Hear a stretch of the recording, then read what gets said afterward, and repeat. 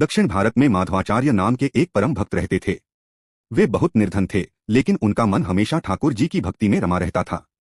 उनके पास जो कुछ भी थोड़ा बहुत होता, वे उससे भगवान को भोग लगाते और साधु संतों की सेवा करते थे। एक बार उनके नगर में भारी अकाल पड़ा। माधवाचार्य के पास खुद खाने के लिए दाने नहीं थे, लेकिन उनके द्वार पर कुछ भूखे साधु आ गए। माधवाचार्य बहुत दुखी हुए कि वे अतिथियों को भोजन नहीं करा पा रहे हैं। उन्होंने ठाकुर जी की मूर्ति के सामने रोते हुए प्रार्थना की, प्रभु, मैं भूखा रह सकता हूँ, लेकिन आपके भक्त मेरे द्वार से खाली हाथ नहीं जाने चाहिए।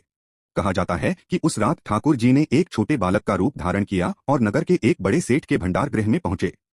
उन्होंने वहां से चुपचाप अनाज और धन की पोटली उठाई और सीधे माधवाचार्य के घर पहुंच गए। बालक ने माधवाचार्य को जगाया और कहा, बाबा, यह सामान मेरे पिता ने आपके लिए भेजा है। अगले दिन जब सेठ को चोरी का पता चला तो खोजबीन करते हुए सैनिक माधवाचार्य के घर पहुंचे। वहां कीमती सामान देखकर उन्हें बंदी बना लिया गया और राजा के दरबार में पेश किया गया।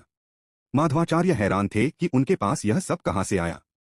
जब राजा ने सजा सुनाने का फैसला किया, तभी मंदिर के पुजारी ने आकर बताया कि ठाकुर जी के विग्रह मूर्ति के पैरों में मिट्टी लगी है और उनके गहनों में से एक कीमती हार गायब है, जो माधवाचार्य के घर मिले सामान में शामिल था।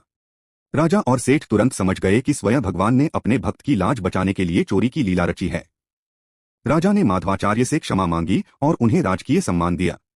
इस कहानी का सार यही है कि जब भक्त पूरी तरह भगवान पर आश्रित हो जाता है तो भगवान उसकी जरूरतें पूरी करने के लिए स्वयं दौड़े चले आते हैं।